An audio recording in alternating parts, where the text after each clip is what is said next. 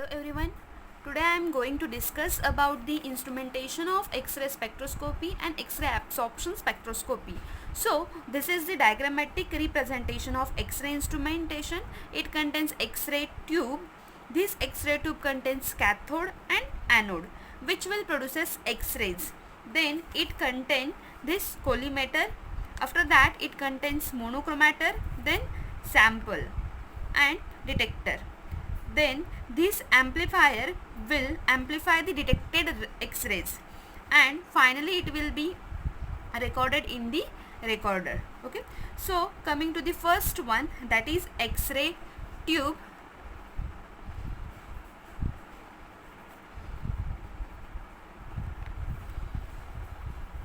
So X-ray tube is mainly used for the production of X-rays, and these X-rays can be produced by two methods. First one is by striking, direct striking of electrons, and second one by Bremsstrahlung process. Okay. Now coming to the characteristics of the X-ray tube. So if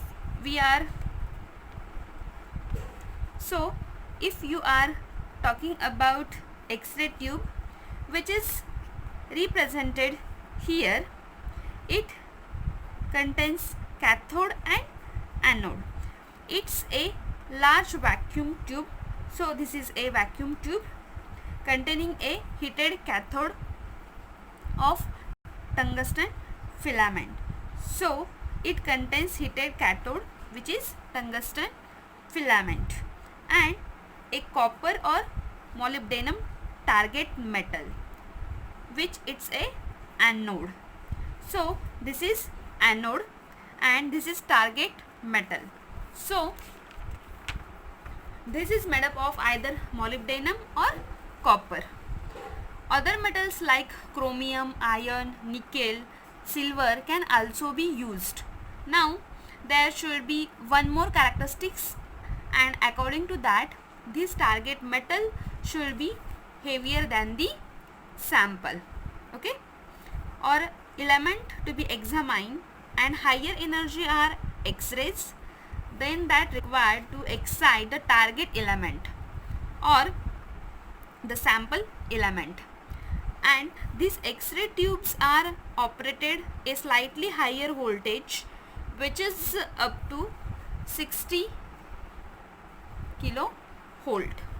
So this higher voltage sufficient for K and L series of elements. Now coming to the second part, this collimator. So first I will discuss about different part of X-ray spectroscopy instrumentation. Then I will discuss about working of this X-ray instrumentation. Okay. Now, so if we are talking about X-rays which are produced by this X-ray tube, so these X-rays are randomly directed, so to get the narrow beam of X-ray, then they are passed through a collimator.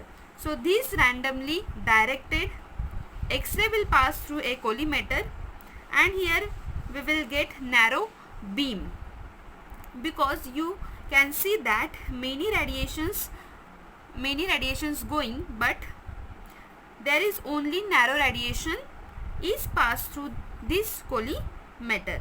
So it contains two closely packed metal plates. Okay, two closely packed metal plates. These are two metal plates separated by a small gap. It is separated by a small gap.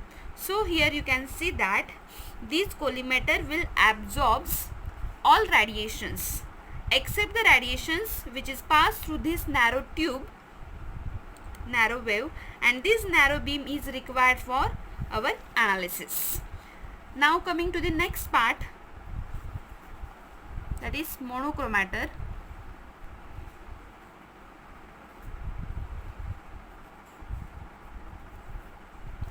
So in instrumentation of X-ray, there are two types of monochromator are used.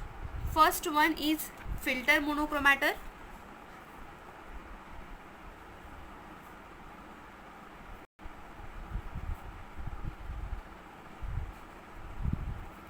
And second one is crystal monochromator.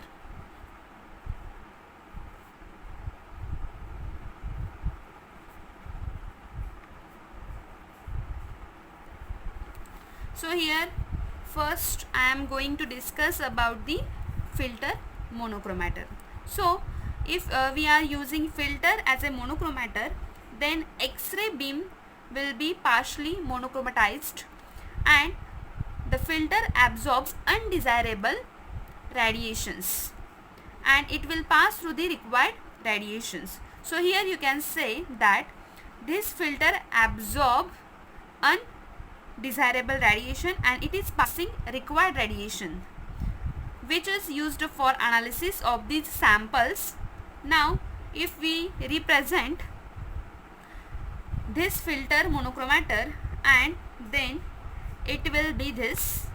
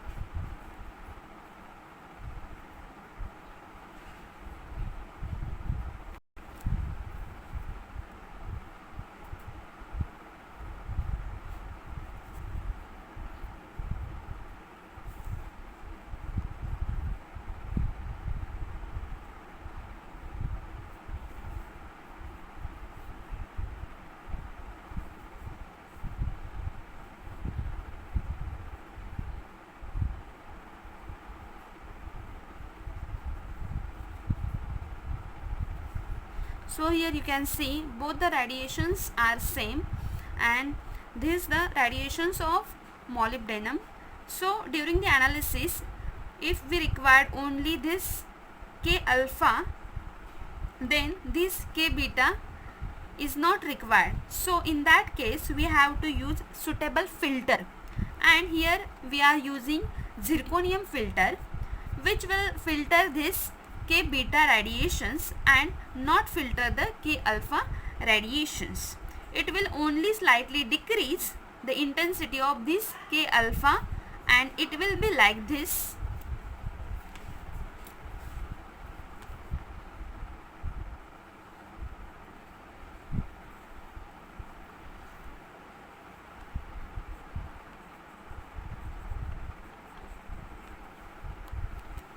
So here you can see that we are getting two radiations. This is K beta and K alpha, but here we are getting K alpha after using zirconium filter. Now coming to the second type of filter or second type of monochromator, that is crystal monochromator.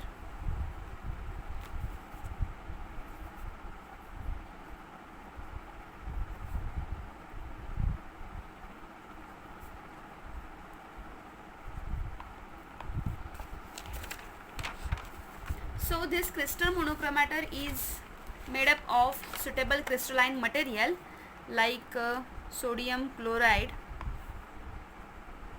lithium fluoride,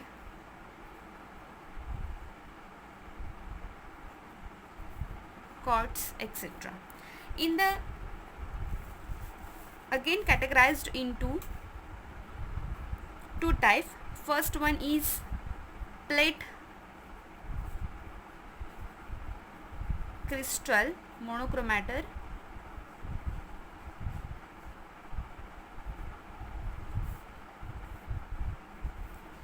and second one is curved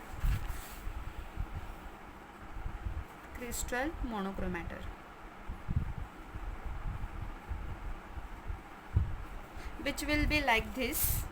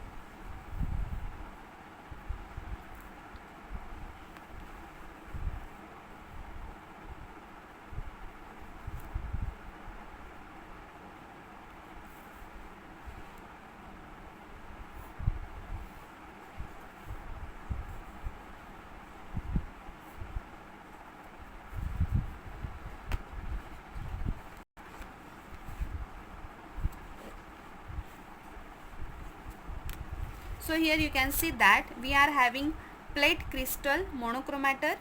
So here polochromatic X-rays will go towards the crystal, then this crystal will diffract the X-rays and it will be converted in the form of monochromatic rays, and similar mechanism is going on here, but here in the case of this plate crystal and here curved crystal is used.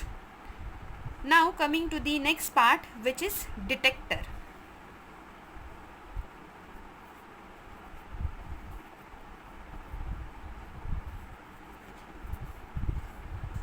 So in the X-ray instrument, two types of detector can use. First one is photographic plate and second one is counter method.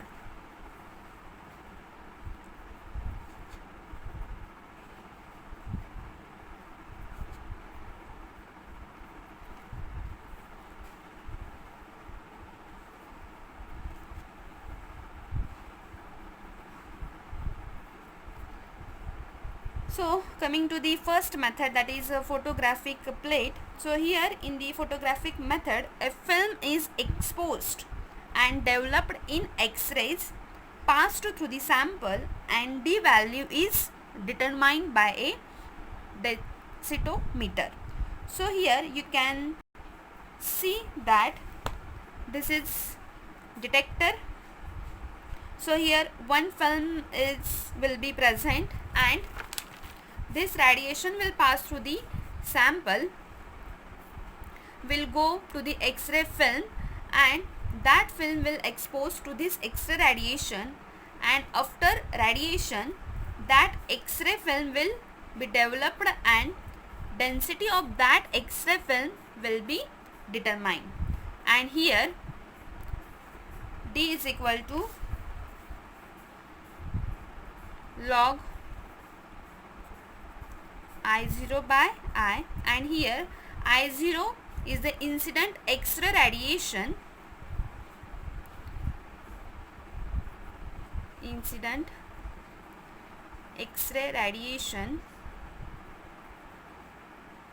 and the I is the transmitted X-ray radiation. Now coming to the second type of the detector,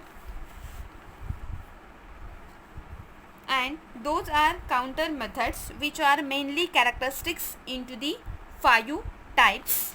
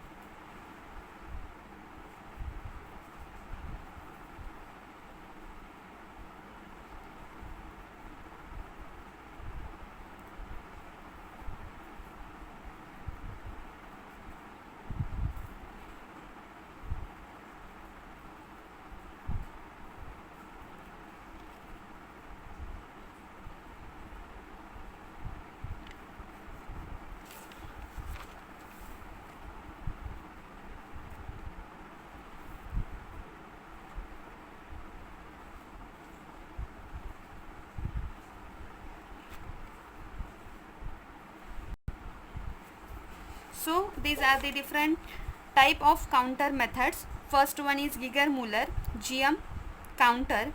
Second one is proportional counter. Third one is scintillation detector. Fourth one is solid state semiconductor detector, and fifth one is semiconductor detector. So all these counter methods are used as a detector in X-ray instrumentation. Now coming to the working of this X-ray instrumentation. So here high voltage will be supplied. So due to this high voltage, this tungsten filament will be heated and it will emit electron. this electron will hit the metal target. Okay, that is anode. So due to this striking up electron, X-ray will be produced and direction of this X-rays will be random. So it will go towards the beryllium window and it will pass the beryllium window, and finally due to the presence of collimator it will be converted in the form of narrow beam because unrequired radiations will be absorbed by this collimator, and finally it will go to the monochromator. This monochromator will provide the monochromatic radiations by these two mechanisms, or we can say by using either filter or by using crystal monochromator. So after that we are getting monochromatic radiations. These monochromatic radiations will hit the sample and sample will diffract that monochromatic radiations and it will go towards the detector. By using any of this detection method we can detect the signal, and that signal will go towards the amplifier.